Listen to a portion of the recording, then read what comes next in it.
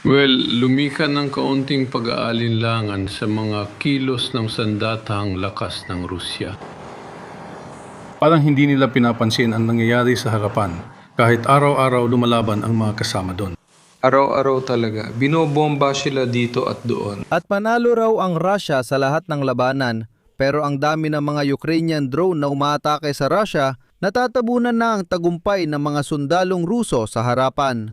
Araw-araw binobomba ng hukbong Ruso ang Ukraine at sumusugod sila sa buong linya ng labanan. Pero nagpapadala ang Kyiv ng maraming drone sa Russian Federation para guluhin ang sitwasyon sa bansa. Hindi ko ito gawa-gawa lang. Ganito mismo ang sinabi ngayon ni Vladimir Putin. Pagkalipas ng ilang araw, sa wakas ay tumugon na siya sa malawakang drone attacks ng Ukraine sa teritoryo ng Russia at pansamantalang sinakop ng mga teritoryo ng Ukraine kabilang ang Crimea. Ngayon, todo ang pagsisikap ni Vladimir Putin na kumbinsihin ng mga Ruso na wala talagang krisis sa gasolina sa Russia. Nasa harapan ay wala ni isang bahagi kung saan hindi sumusulong ang mga Ruso at ang malawakang pag-atake gamit ang mga drone ay isa lamang pagtatangkang manakot sa mga Ruso, wala nang iba pa. Biglang bumaliktad si Vladimir Putin at sinabi niyang handa na ang Russia na muling makipagdirektang negosasyon sa Ukraine sa lalong madaling panahon. Biglang umugong ang balita ng mga military correspondent ng Russia na naghahanda ang sandatahang lakas ng Ukraine ng desanteng paglapag sa Crimea. Nakakatuwa na ngayong araw, kinumpirma ng FSB na kailangan talagang magkita ng personal sina Vladimir Putin at Volodymyr Zelensky. Dahil kahit itinuturing nila siyang terorista, wala namang ibang presidente ng Ukraine. Kung tutuusin, ang isyu ng ilehitimidad ng presidente ng Ukraine ay naging hindi na mahalagang usapin. Kasabay nito, nagreklamo ngayon si Sergey Lavrov, ang pinuno ng Ministry ng Ugnayang Panlabas ng Russia, na wala na raw pag-asa ang Russia na matutulungan pa sila ni Donald Trump sa kahit anong paraan. At agad niyang idinagdag na sa Anchorage, Alaska noong Agosto na nakaraang taon, niloko dinaya at nilinlang lang ni Donald Trump si Vladimir Putin. Ipinangako niya kay Vladimir Putin ang pagsuko ng Ukraine pero hindi ito natuloy. At ngayon, lumalabas na sa G7 Summit, kabaligtaran ang ginawa ni Donald Trump, hinikayat pa niya si Vladimir Zelensky na maging mas matapang sa pag-atake sa Russia. Dahil kung hindi mapipilit si Vladimir Putin na maupo sa negosasyon. At agad kong sasabihin ng spoiler, muling napahiya ni Vladimir Putin ang sarili niyang mga propagandista. Naalala niyo ba noong Abril at Mayo? Ang serbisyo ng panabas na intelihensya, si Shoigu at ang mga propagandista ng Russia ay nagsasabing ang Ukraine daw ay nagpapalipad ng mga drone papuntang St. Petersburg mula sa teritoryo ng mga bansa sa Baltics. Ngayon, sinabi ni Vladimir Putin na hindi naman talaga nangyari ang ganoon. Ako si Alexei Pichi-Pechi. Tara, sabay-sabay nating talakayin ng buo ang lahat ng mga paksang ito. Pero bago tayo magsimula, hinihiling ko na mag-subscribe kayo sa channel, mag-like at mag-iwan ng kahit anong komento. Alam at nakikita natin ang rehimeng Kyiv.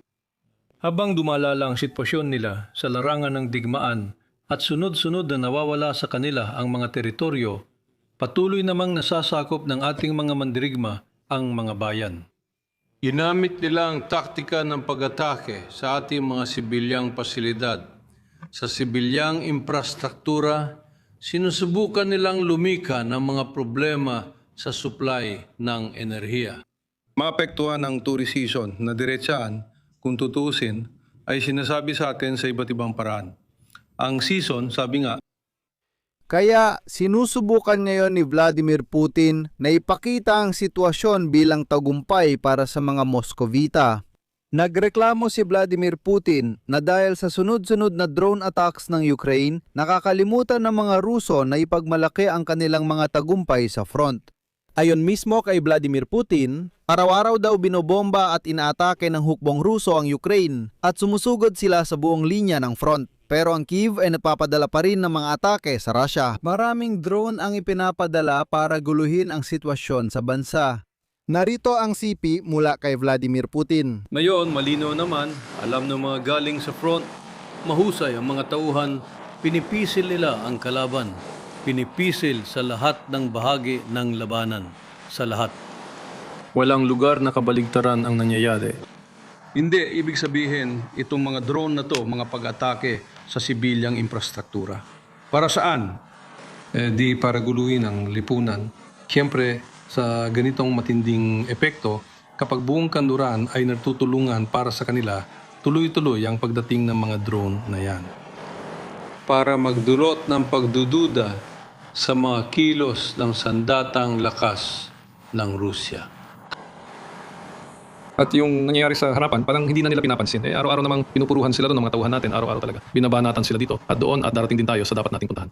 Alam mo, kung sigurado ka, kung 100% kang sigurado sa sinasabi mo, hindi mo na kailangan ulit-ulitin pa ang isang bagay. Ulitin ng ilang beses. Tama ba? Kaya nga, si Vladimir Putin, makalipas ang ilang minuto, inulit na naman. At ito ang sabi niya. Pero araw-araw na pinupuruhan ng mga tauhan natin ang kalaban doon, araw-araw talaga, darating din tayo sa dapat nating puntahan. Halos kontrolado na ng sandatahang lakas ng Federasyon ng Rusya ang Konstantinovka sa Donetsk. Ngunit may mga tao pa rin nagtatago at lumalaban sa mga basement. Alam niyo ba kung anong nakalimutan? Nakakatawa, sa buong talumpati ngayon ni Vladimir Putin, ni minsan ay hindi nabanggit ang impormasyon tungkol sa kamakailang record na pag-atake sa Moscow kung saan tinamaan ang oil refinery sa kapot niya. Sa paligid ng Moscow, nagkaroon ng ulan ng langis, ngunit hindi ito binanggit ni Vladimir Putin na parang walang nangyari.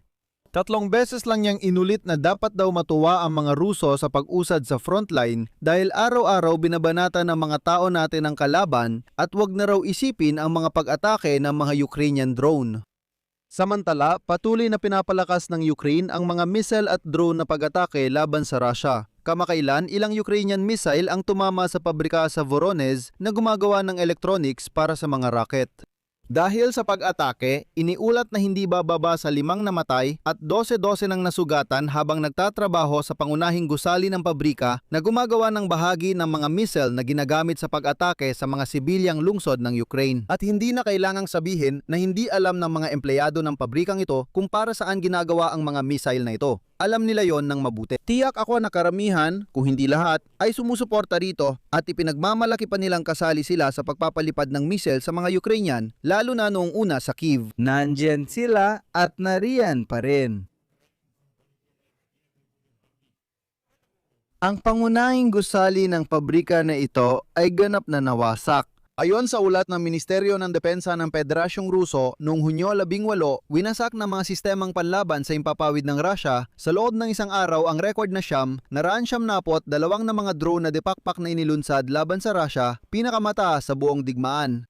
Sa araw ding yon, na-intercept ang 10 guided aerial bombs, 3 HIMARS rockets at 4 Flamingo rockets. Binibigyang diin ko, ito ay opisyal na impormasyon mula sa Ministeryo ng Depensa ng Federasyong Ruso. Bukod pa rito, ngayong araw ay tuluyang winasak ng mga drone ng Ukraine ang tulay ng tren sa ibabaw ng kanal ng Hilagang Crimea malapit sa baryo ng Razdolnoye. Inihayag ito ng puwersa ng espesyal na operasyon ng Ukraine. Ayon sa SSO, ito ay isang estratehikong militar at logistical na ugat ng mga mananakop. Ginagamit ang pasilidad para mag-supply ng tropang Ruso sa timog at suportahan ang militar na infrastruktura ng Crimea. Nakakatawa ngayong araw, panurin si Vladimir Putin na parang tinatangay lang mula sa isang panig sa kabila.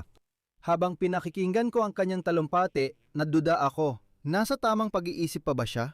Tao pa ba talaga siya? Anong nilalang siya? Ang totoo niyan, nung una, habang ikinukwento niya ang mga tagumpay na ito sa larangan ng digmaan, paulit-ulit niyang sinasabi ang pariralang ito. Binobomba ng mga lalaki ang Ukraine araw-araw. Sa sandaling yon, sinabi ni Vladimir Putin na walang batayan para sa negosasyon sa pagitan ng Ukraine at Russia. Sinabi niya, hindi na kailangan ng negosasyon. Sa lakas militar, makakamit namin ang layunin ng espesyal na operasyong militar. Ilang daan libong karagdagang mga Ivan ng Russia ang mamamatay sa banal na lupain ng Ukraine at magpapatuloy tayo. At pagkatapos ay nagreklamo siya ng liham ng presidente ng Ukraine na si Volodymyr Zelensky na isinulat ng leader ng Ukraine sa diktador ng Russia noong ika-4 ng Hunyo ay ayon sa kanya hindi lumilika ng mga batayan para sa dialogo bagkus ay nakasakit pa sa kanya at lalo pang nagpasiklab ng apoy ng alitan. O, nasaktan si Volodya Putin. Pero makalipas ang ilang oras at tila ba itong si Vladimir Putin din ang nagsabi na handa ang Russia na makipagdialogo sa Ukraine anumang oras batay sa mga kasunduan sa Istanbul. Pero pagkatapos ay nagsimula na ang kalituhan. Hindi ko alam, baka hindi pa siya nakapag-isip ng maayos o baka hindi niya talaga naintindihan kung ano ang dapat niyang sabihin. Binanggit nila ang sinabi ni Putin. Pag-uusapan pamamaya. Ang Russia, gayunpaman, tulad ng ilang beses nang nabanggit, ay handa para sa mapayapang negosasyon sa Ukraine. Handa batay sa mga kasunduang naabot noon pa sa Istanbul. At paalala ko, noon ay tinanggap ng delegasyon ng Ukraine ang mga iyon. Ibig sabihin, ayos sa kanila ang lahat. Wala akong nakikitang dahilan para tayo ang lumihis sa mga kasunduang ito. Pero batay sa mga kasunduang naabot sa Istanbul, batay sa mga kaayusan na tinalakay sa Anchorage, at ang pinakamahalaga, ang mga realidad sa lupa. Pati na rin ang mga prinsipyo na inilatag ko ilang taon na ang nakalipas nung nagsalita ako sa kagawaran ng ugnayang panlabas. Kung hindi niya naintindihan, binanggit ni Vladimir Putin ang 4 na uri ng negosasyon at kunyari handa siya, pero sinabi rin niyang nagpapatuloy ang kanilang digmaan. Pero mayroong nagbabago dito. Malinaw na may nagbabago sa tinatawag na political establishment ng Russia. Dahil ang direktor ng FSB, Federal na Serbisyo ng Seguridad ng Federasyon ng Rusya na si Alexander Bortnikov ay biglang umamin at hayagang nagsabi ngayon na si Vladimir Putin ay kailangang makipag-usap mismo kay Volodymyr Zelensky at hindi sa kung sino mang iba. Lahat ng usapan tungkol sa pagiging hindi lehitimo ng presidente ng Ukraine ay kalokohan lang para sa mga mahihirap na Ruso para lang may mapag-usapan sila gabi-gabi. Susunod, ilalahat ko ang sinabi ni Bortnikov. Si Zelensky ay terorista syempre, pero wala namang iba doon na pwedeng kausapin sa ngayon. Siya talaga ang gumagawa ng mga kaukulang desisyon. Tulad ng alam ninyo, ang mga kwento ng pagiging hindi lehitimo ni Zelensky ay usap-usapan na lang ng ilang Ruso. Pero batay saan gustong makipag-usap si Vladimir Putin? Dito muna tayo tumigil kasi ito rin ay isang interesting na punto. At ang una niyang binanggit na yon ay ang mga kasunduan sa Istanbul. Ito yung mga kasunduan na di umano'y halos napirmahan na noong Marso 2022. Ipinapalagay ng mga ito ang permanenteng neutral na estado ng Ukraine, ang pagtanggi sa pagsali sa NATO, lubos na limitasyon para sa sandatahang lakas ng Ukraine, pagbabawal sa paglalagay ng mga dayuhang base militar at hiwalay na negosasyon tungkol sa Crimea. Iginit din ng Moskova sa mga kasunduang iyon ang malaking pagbabawas ng hukbong sandatahan ng Ukraine at sa pagbawas ng karapatan ng kanluran na magbigay ng tulong militar sa Kyiv. Ibig sabihin, sinasabi nila na wala kayong magkakaroon ng hukbo, wala kayong mga misil, wala kayong mga tangke, wala kayong kahit ano at mangako kayo na hindi rin kayo tatanggap ng tulong militar mula sa kanluran. Pero dahil hindi tulad noong tagsibol ng 2022 ngayon ay winawasak na ng Ukraine ang mga pabrika ng militar at mga pabrika ng pagpuproseso ng langis sa teritoryo ng Russia. At dahil direktang inatake na ng Ukraine ng Moscow, dahil nagliliyab na sa Moscow, dahil ang Crimea ay malapit ng maputol mula sa Russia, kaya gaya ng naiintindihan ninyo, yung format ng negosasyon na yon ay hindi na napapanahon. Malinaw naman, di ba? Pero si Vladimir Putin, sa kung anong dahilan, inisip niya na bigla na lang isusuko ng mga Ukrainian ang lahat ng tagumpay nila, lahat ng nagawa nila nitong mga nakaraang taon at sasabihin, o sige, pumayag si Putin na makipag-usap. Mag-usap tayo based sa mga kasunduan sa Istanbul. Kalokohan yan. At dito, dapat sana magising na ang kalbong diktadoy na si Putin at ngayon, ang permanenteng kinatawan ng Ukraine sa UN na si Andrei Melnik ay nagbigay ng mahalagang pahayag sa pulong ng UN Security Council. Sabi niya mga kaibigan, maaring muling pag-isipan ng Ukraine ang alok nilang tigil putukan sa mga Ruso sa aktwal na linya ng labanan. Heto ang kanyang sinabi, handa ang Ukraine sa direktang negosasyon sa Russia para makamit ang makatarungan at matatag na kapayapaan alinsunod sa charter ng UN. Ngunit, hindi walang hanggan ang aming pasensya. Kung mananatili ang Security Council sa kanilang mapaghintay na posisyon, posibleng muling pag-isipan at baguhin ng Ukraine ang kanilang alok. Ang tigil putukan sa aktwal na linya ng harapan ay malaking kompromiso na. At heto itinuro ni Melnik na binago ng Ukraine ang dinamika ng bigmaan na tumatagal na ng 5 taon dahil sa mga kamakailang pag-atake sa imperyo ng Russia. Ayon sa kanya, mga 4 na refinerya ng lanis ng Russia ang tinamaan at nasira. Ngayon, iniulat na sa bumaba na ng 25 ay bumaba na ang antas ng pagproseso ng langis sa Russia at umabot na sa punto na nagsisimula ng mag-import ang Russia ng gasolina at diesel mula sa ibang mga bansa. Ibig sabihin, ang bansang tinawag noon na gasolinahan na yon ay umiikot na sa mundo at namamalimos, pakiusap, bigyan niyo naman kami kahit kaunting gasolina. Ito ay sa kabila ng katotohanang ang Belarus at Kazakhstan ay nag-e-export na ng kanilang gasolina sa mga hindi malinis na Ruso. Sige, ano pa ang inaalok ni Vladimir Putin bilang batayan ng negosasyon? At ngayon ay nag-alok ito na magsagawa ng negosasyon. Ito na ang pangalawang punto batay sa tinatawag na diwa ng Anchorage. Pero dito rin, palpak.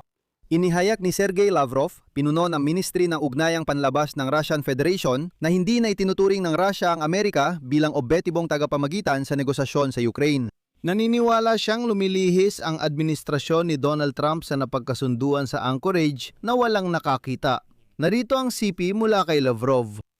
Sa Estados Unidos, base sa pagsusuri natin sa kilos nila, mukhang lumalayo na sila sa pag-aangkin sa papel ng obhetibong tagapamagitan.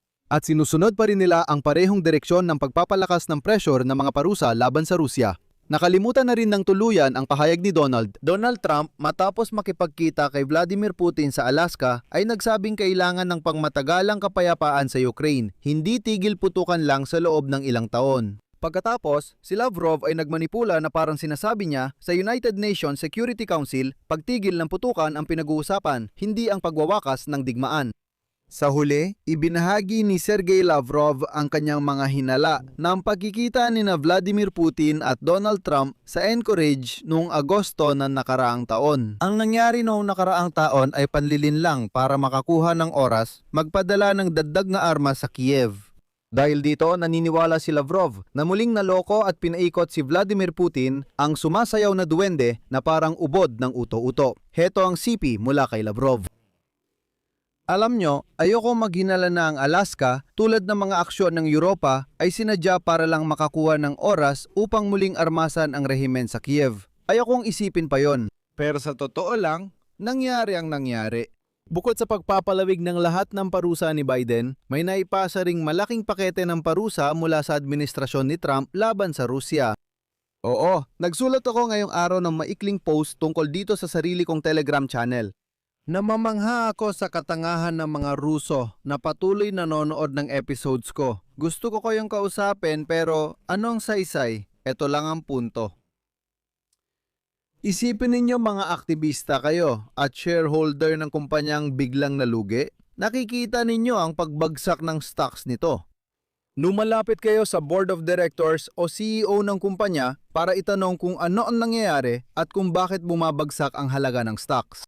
Sasabihin ng CEO o Board of Directors, niloko, na-scam at tinakbuhan kami. Matagal nang ikinukwento ni Vladimir Putin sa mga Ruso kung paano siya tinakbuhan, niloko at na-scam ng kanluran at iba pa. Isipin mong ikaw ang shareholder tapos ang CEO ay nagsasabing, niloko na naman ako, pang 15 beses na akong niloko at tinakbuhan. Sa tingin ko, bilang isang matinong shareholder, malamang hihilingin mo sa board of directors na tanggalin ng CEO na ito, palitan siya at maglagay ng iba. Kung ganon siya kadaling lokohin, hindi siya magaling na pinuno at hindi niya kayang pamunuan ang malaking kumpanya na pinaglagyan mo ng pera. Hindi mo pwedeng sisihin ng iba dahil sa garapalang pandoloko nila sa kanya. Hindi, kumikilos ang lahat ayon sa sarili nilang interes. Malamang papalitan mo ang leader na basta na lang niloloko ng iba. Pero ang lohika ng mga Ruso, iba ang takbo. Lalo pa silang nagalit sa kanluran na parang, paano nangyari yon? Itong lintik na kanluran ay palaging niloloko, dinadaya at tinatarantado ang tanga natin, itong taga Petersburg na si Volodya Putin. Oo, tanga talaga ang presidente natin. Niloloko at dinadaya siya ng lahat, pero kasalanan daw ng lahat maliban sa pinuno. Hindi ko maintindihan ang lohikang yan. Pasensya na sa ganitong paglihis. Parang kulog sa malinaw na langit, lumabas ang balita ng Kyiv Independent tungkol sa mga detalye ng usapan ni Trump at Zelensky sa G7 Summit. Pribadong pinayuhan ni Pangulong Donald Trump ang kanyang Ukrainian na katapat na si Volodymyr Zelensky na maging mas matapang sa pakikitungo sa Russia. Ito ay ibinahagi sa Kyiv Independent ng isang mataas na opisyal ng Ukraine at ito ang kanyang sinabi. Ayon kay Trump, hindi siya naniniwala na kikilos si Putin kung walang pressure. Ayon sa mga opisyal ng Amerika, naniniwala ang Pangulo ng Estados Unidos na ang lakas ay pangunahing salik sa digmaan at negosasyon. At dahil hindi pumayag si Vladimir Putin sa kahit anong kasunduan, nagpasya si Trump na panahon na na sa pamamagitan ng iba ay bigwasan ng matindi ang makapal na mukha ni Vladimir Putin para sa wakas ay matauhan siya. At nagsimulang mag-isip tungkol sa negosasyon. Maaring ipalagay na ang paglala ng mga pag-atake ng Ukraine sa Russian Federation tulad ng malalakas na pag-atake sa Moscow at pagputol ng linya ng lohistika sa mga nasakop na teritoryo ay nakatulong kumbinsihin si Trump na mas malakas ang posisyon ng Kyiv na yon kaysa noong simula ng taon. Paalala, ito rin ang sinabi ng mga source ng Bloomberg isang linggo na ang nakalipas. Ayon sa kanila, naniniwala ng presidente ng Estados Unidos at mga kasama niya na hindi makakamit ng Moscow ang tagumpay sa larangan ng digmaan at mas lumalakas ang Kyiv. Mahalagang tandaan na matapos umatras sa digmaan kontra Iran, kung saan hindi nakamit ng Estados Unidos ang malaking tagumpay, kailangan ni Donald Trump magpakita ng isa pang kwento ng tagumpay sa mga botante. Dahil hindi na epektibo ang kanyang mga banta sa Iran, madali siyang makakatun ulit sa gera ng Russia laban sa Ukraine. Pero hindi na niya kayang idiin ang Kyiv dahil wala na siyang magagamit, pasensya na sa salita, wala nang pangdiin si Trump sa Kyiv. Bakit ganun? Magpakatapat tayo. Sa ngayon, ang buong suporta para sa Ukraine ay nakasalalay na lang sa European Union. Hindi talaga tumutulong ang Estados Unidos dito maliban sa pagbebenta ng armas.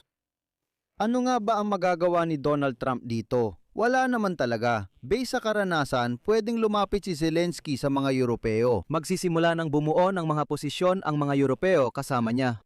Pero kailangan ng panalo bago ang eleksyon sa Nobyembre. Madaling isipin na si Trump ay nagbibigay ng lubos na pahintulot sa Ukraine para sa malalakas na atake laban sa Rusya. Para kapag nantagumpay ang Kyiv, umangkin siya sa tagumpay na yon at sabihin siya ang may gawa nito dahil siya ang nagbigay ng payo kung paano kumilos. Si Vladimir Putin ay ngayon pinapalakas ang loob ng mga Ruso na nagsimula ng magreklamo. Halimbawa, sa kakulangan ng gasolina, nabanggit niya ang mga pagsabog sa Moscow at Voronezh, pagkawala ng kuryente sa Crimea at ang mga gasolinahan na hindi nagbebenta ng gasolina. Pansinin niyo ulit ang sinabi niya tungkol sa negosasyon kasi doon naghalo-halo na lahat. Ang mga kasunduan sa Istanbul, iba't ibang modalidad ng anchorage at ang mga realidad sa lupa, sa totoo lang, ewan na kung ano pa. Pero batay sa mga kasunduang naabot sa Istanbul, batay sa mga modalidad na tinalatay sa anchorage, at ang pinakamahalaga, ang mga realidad sa lupa.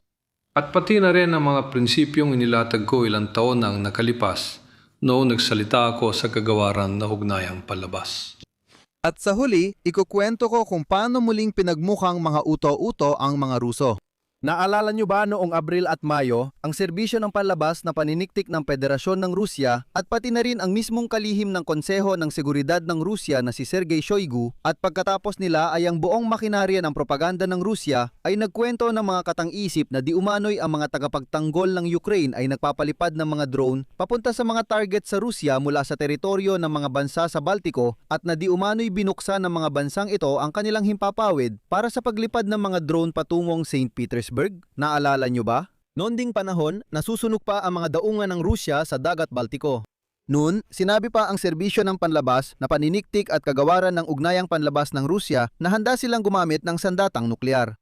Nagsigawan sa tuwa ang mga nababaliw na Ruso, tipong paparusahan pa natin mga bansang Baltiko. Paano nangyari yon? Pinatunayan pa nila na ginagamit ng Ukraine ang himpapawid at binanggit ang mga base militar kung saan maaring magpalipad ng drone ng Ukraine papuntang Russia mula sa mga bansang Baltiko. Kaya ngayon sinabi ni Vladimir Putin na hindi kailanman nagkaroon ng pagpapalipad ng mga drone mula sa teritoryo ng mga bansang Baltiko. At sa totoo lang, ayon sa kanila, sobrang takot daw nila sa Russia kaya hindi man lang nila naiisip ang ganong bagay. Sa ngayon, hindi pa sila nagpapalipad ng kahit ano mula sa kanilang teritoryo. Naiintindihan nila na magkakaroon ng ganti dahil alam naman ng lahat yan o dapat lang nilang maintindihan. Kaya pilit nilang iniiwasan na masangkot dito. Tulad ng mga bansang Baltic, halimbawa, kung saan may mga drone o kung ano mga lumilipad na galing sa Ukraine. Pero hindi pa rin nila sinisisi ang Moscow. Sinasabi nila na mga drone ng Ukraine yan. May pagkakamali doon, may aberya sa sistema, may problema, o kung ano pa man. Sa ngayon, hindi pa nila direktang nagpapalipad mula sa sarili nilang teritoryo. Dito ko tatapusin, ilagay ang opinyon at konklusyon sa comment sa episode na ito. Mag-subscribe sa channel, ilike ang episode na ito at sumali sa pribadong komunidad na Pechi Insight, isang plataforma para sa iba't ibang talakayan. Ako ang sumasagot sa tanong nyo at doon din natin tinatalakay ang mga paksa para sa mga susunod na episode sa YouTube. Ito ay isang plataforma sa Patreon. I-click ninyo ang link sa description ng video na ito, mag-subscribe at sumali sa ating komunidad. Kung gusto ninyong suportahan lang ang channel na ito, maaari ninyong gawin ito sa pamamagitan ng kahit anong donasyon gamit ang mga link at detalye sa description ng video na ito. Mag-subscribe rin kayo sa Telegram channel kong Pechi News, nasa description ang link. Iyon lang, ingatan ninyo ang inyong sarili. Paalam sa lahat.